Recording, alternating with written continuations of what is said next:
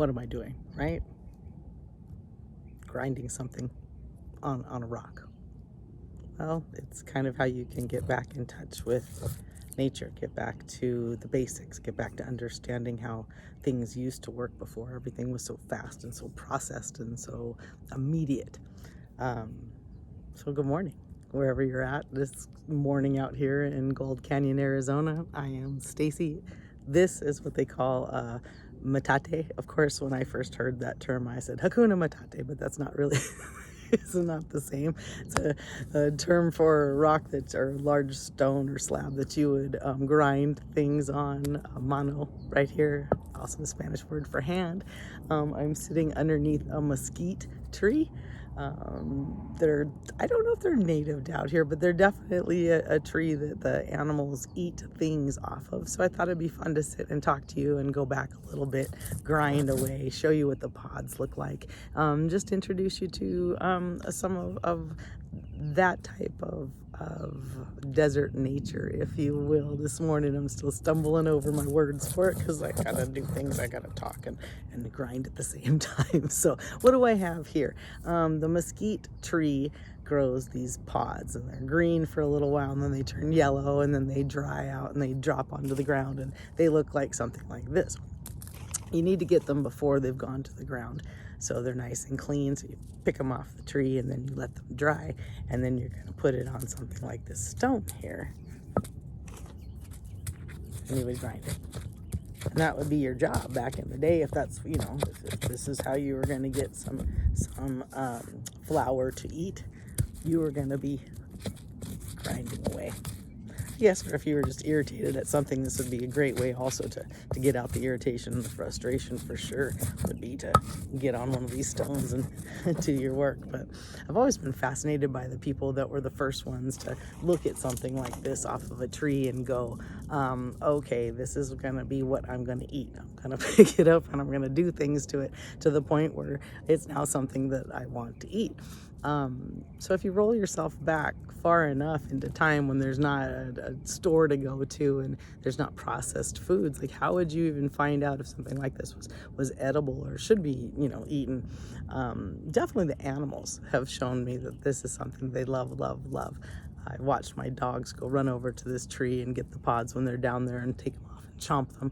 I've seen the mule deer just stand under the trees and just eat these. So I'm sure that was some of the things that led people originally to go, okay, maybe this is something I should try. But like if they were like me, the first time I tried to stick it in my mouth like one of the deer, my teeth were like, oh no, this stuff is hard. It does have like a sweet, almost mapley kind of flavor to it, if you will.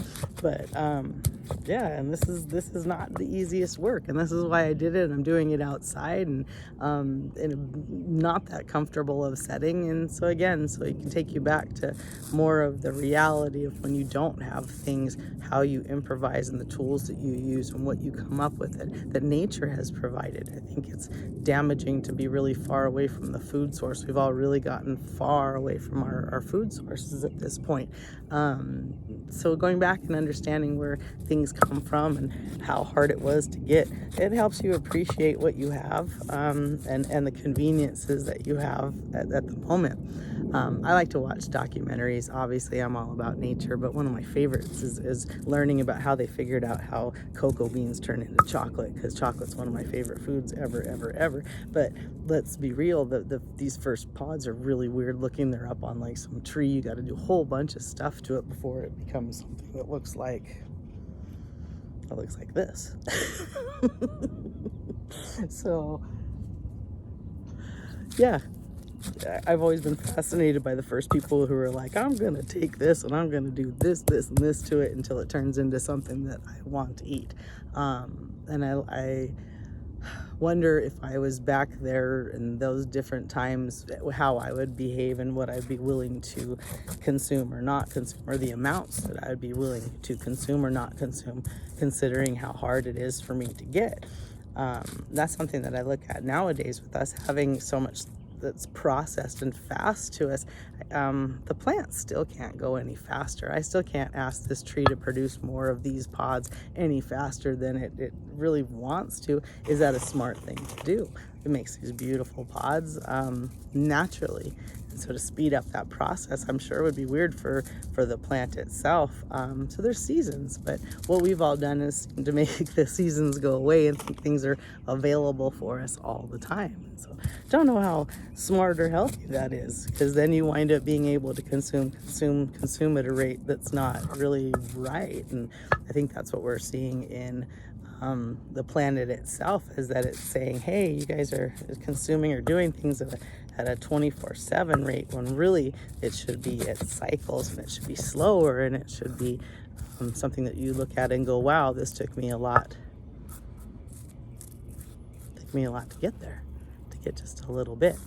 Yeah, I could stand up and I could really grind on it, and yeah, it would take me a lot of work and stand out here and sweating, and I can't imagine the frustration, back in a long time ago, and there's no air conditioning, and this is like your job, and it's going to take a lot of just to get to this point before you can start mixing it to something else to create something that you might be able to eat. We live in a time where that's all been removed from us, and so we just go, oh well, I'll go to the cupboard and I'll get something, and have removed a whole section of the earth, how it grew, who picked it, planted it, watered it, nurtured it, all of the things, and just it's now like all the time. So yeah, I think it's times like this that I go back and I go, I need to sit and I need to find my my metate, and I need to get my mano out, and I need to grind, and not for the fact that I'm looking to make food out of it, but for the fact that I'm reminding myself to reconnect to some of the sources, is basically where I'm at.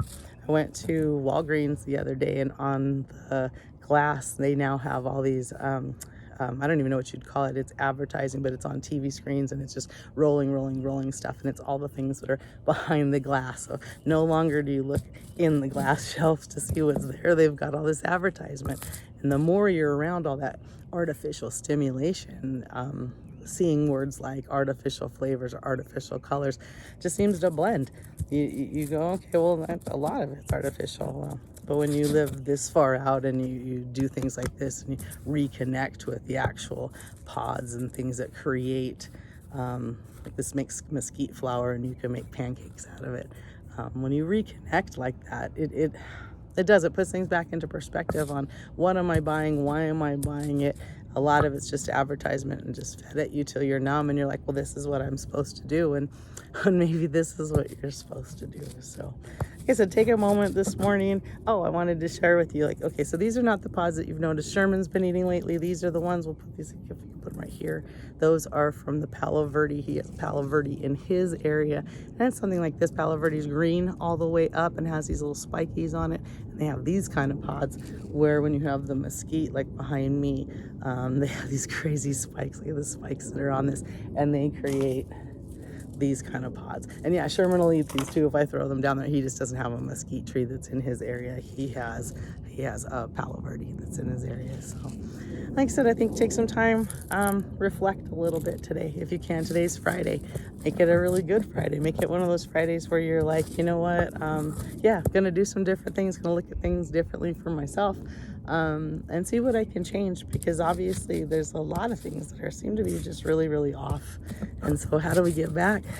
We go back to the basics, go back to it. So I wish you all a good Friday, good morning, much love. Send me a shout out, some comments, and I'll be talking to you soon.